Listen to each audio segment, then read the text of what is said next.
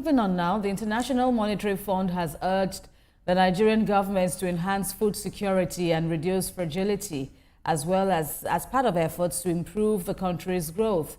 Now, this recommendation is contained in a statement released by the agency following the conclusion of its Executive Board's 2025 Article 4 consultation with Nigeria. And the board highlights priorities for the government, including security challenges, cutting bureaucratic red tape, improving agricultural productivity, as well as bridging infrastructure gaps in electricity. The financial institution acknowledged the successful implementation of significant reforms over the past 2 years and commended the improvements in macroeconomic stability and resilience. Well, that's what we want to talk about now. We bring in from our Abuja studio the Commissioner for Agriculture and Food Security in Imo State, Cosmos Maduba. Thank you very much for joining us on the news this hour. And IMF, of course, went on to commend the federal government for its efforts in stabilizing the economy, but it also expressed some form of concern about the outlook in the agricultural sector. What are your thoughts in this regard? Yes, thank you very much for bringing me on board. Yes, you know, the issue of agriculture and what needs to be done to make food available to the people of Nigeria has become very critical.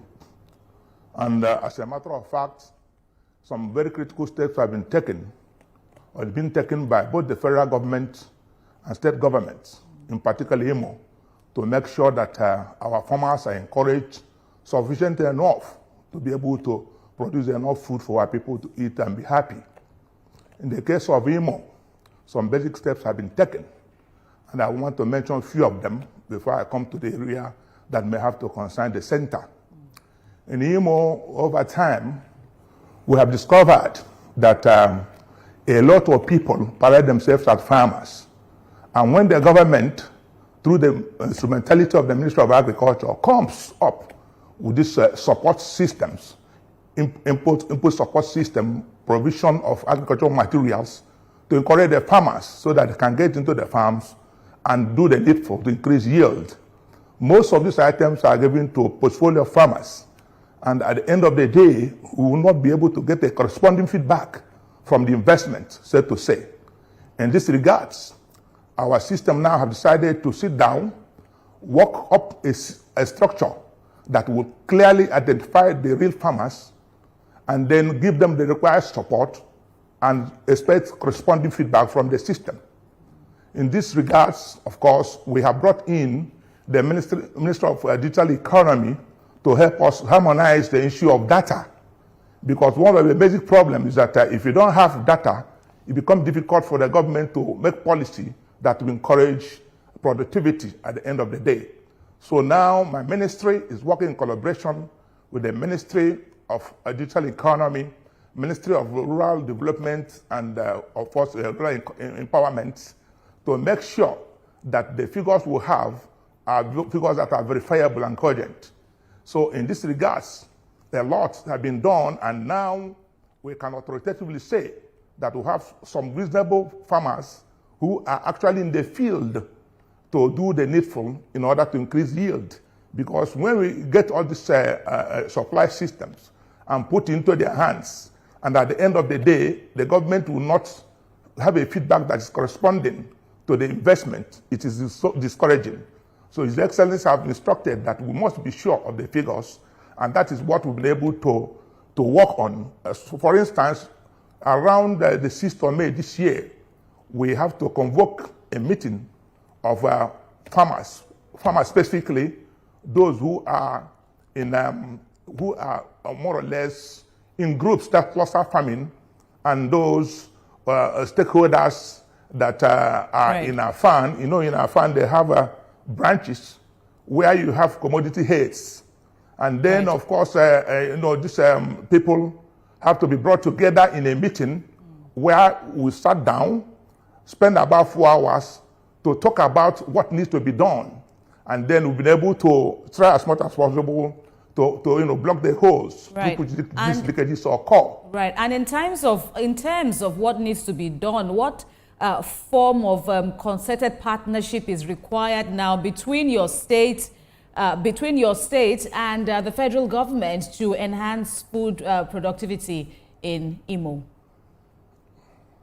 Yes, we have been in a very good relationship with the center through the Federal Ministry of Agriculture and Food Security. In this regards, for instance, some months ago, a team came from Abuja under the leadership of Chris, an engineer in the ministry, and they came to Imo, and what they come to do, they came with some representatives of the World Bank, African Union, and other agencies that are interested in helping our people have food. They came to Imo, and their major reason for coming is to look at this issue of nutrition. They have to, use the Ministry of Education, secondary and primary, as well as tertiary, where the commissioner came on board with the chairman of secondary school management board, and myself, who is the commissioner for agriculture and the commissioner for livestock. We have livestock department ministry in Imo, as well as the budget ministry. We came together, and then they told us their reason for coming, in which case they said they had to look at the schools, secondary schools that are around, check the ones that have the agric-related in their activities, and then choose one of the school as they are going to use it as a starting point, where the ministry will supply all that is required to the Department of Agriculture, or the school that is practicing agriculture, provide both the fertilizers, everything they need, right, to locally, produce food in the school for the students to eat, and both livestock and crops. And in this type of arrangement, they equally involve the communities around, right, so that by the time the students come on board and they're able to produce, instead of waiting for contractors to come and give them food to eat, they eat quality food they produce in the school. By the time the schools are over, in terms of closing, when the terms are over, the community can then have access to these products, so that there wouldn't be access to waste. All right. Mr. Maduba, let me ask this final question, but I'm afraid we don't have up to a minute to get your response. It's about security or insecurity as a major threat to food security in Nigeria. What steps is Imo taking in this regard? Yes, at the moment, the issue of security has been a challenge, but the state is not folding its hands.